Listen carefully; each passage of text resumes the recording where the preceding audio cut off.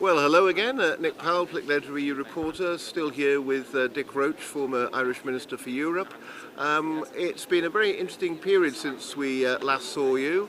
Of course, just then we were slightly reeling at the news that President Macron has dissolved the French National Assembly in a slightly high-stakes response to how badly his party fared in France in the European election. But we've now had the views of all the different political groups and how they see the result and how they see next steps in terms of this Parliament and, of course, crucially, the presidency of the European Commission. So, Dick, what did you make of it? It was very interesting. It was very, very clear that Ursula von der Leyen, she's in quite a good position, because if EPP as a whole holds, S&D and Renew, and S&D made it very clear about their support. I mean, it was really quite extraordinary and very explicit. So when you actually look at the figures, if the tallies are correct or if the projections are correct, those three parties between them have 401 members, so that's a clear majority.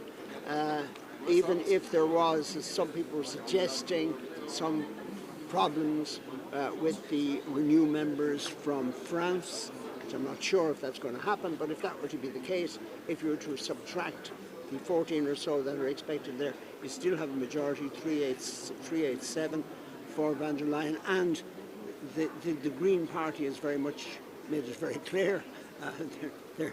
They'll be very willing to continue.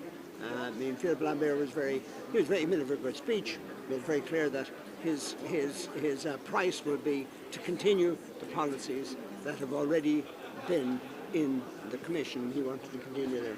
So it looks to me, we're waiting for the final numbers, but it strikes me that there is a deal ready for the doing if it's not already done on the Commission presidency. Yes, I mean, basically, we had the three parties, the European People's Party, the Socialists and Democrats, and Renew, the Liberals, all saying in very clear terms that they want to carry on their cooperation, which has essentially controlled what happens in this place in the last 5 years, and indeed in their different guises for long before that. And part of that first order of business, more or less, is endorsing Ursula von der Leyen as the Spitzenkandidat, the lead candidate. Clearly that was explicit from the EPP, as you'd expect. She was their candidate, but also absolutely explicit from the Socialists as well, and indeed not only Renew but also the Greens, basically saying they're willing to come on board, subject to negotiation about political programme, of course. On the other hand, we did also have a plea almost from the ECR, the group to the right of the EPP, saying that they should be considered part of the centre-right, and that is where the EPP and Ursula von der Leyen should look. I have to say, I didn't really get much of a feeling there was any chance whatsoever of that. Yeah, it didn't seem. It was very interesting. The speech was very good. I thought very well presented from PCR, making the point. Oh, listen, don't just push us to one side.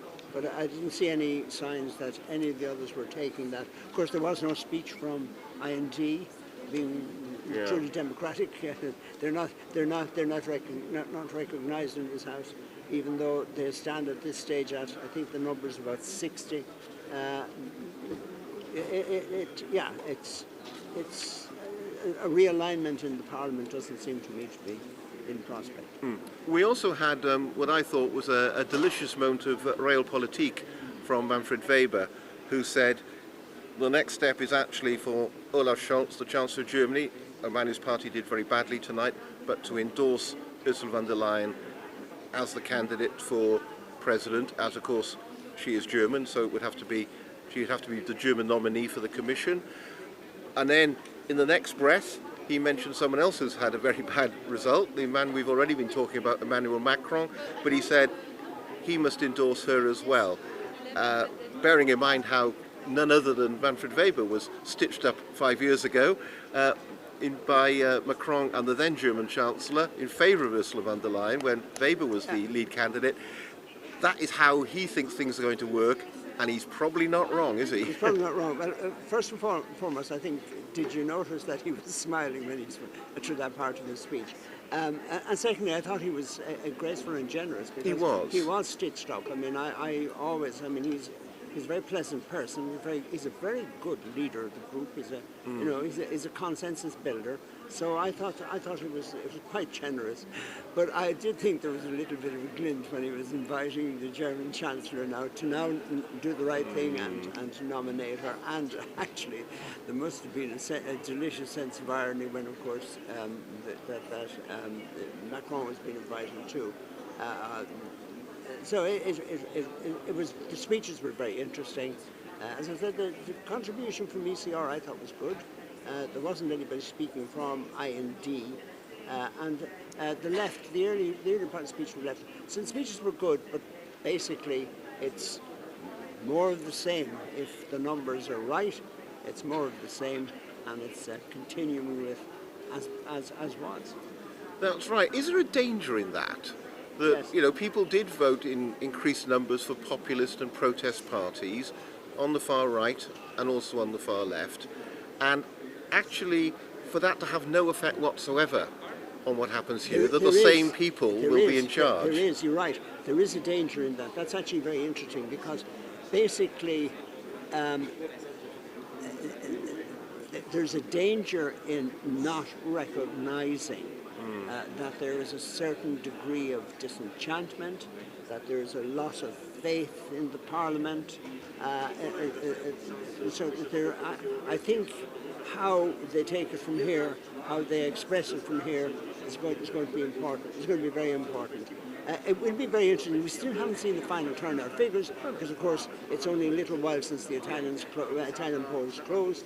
But we'll now start getting concrete figures as, of course, the projections that we've been talking about, and what that's going to be very interesting. I think turnout, we actually started tonight talking about that. Turnout is critically important.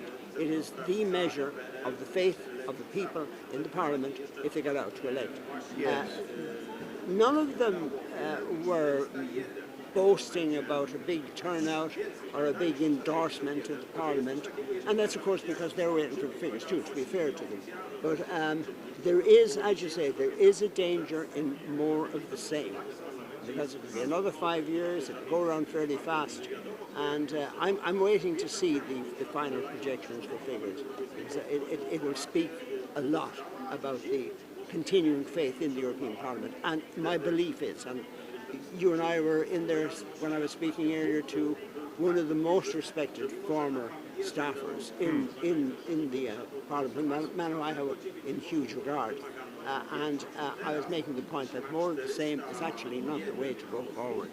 Europe needs to do something different.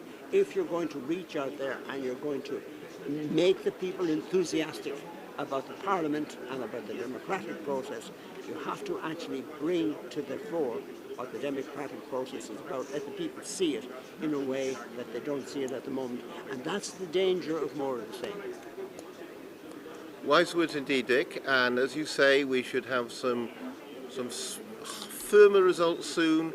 And although, frankly, it is starting to look pretty clear how things are working out tonight, more actual results, and with it, the final picture of what the European Parliament will look like for the next 5 years, and the options which those leaders were choosing between, and where it does appear they've already made their choices.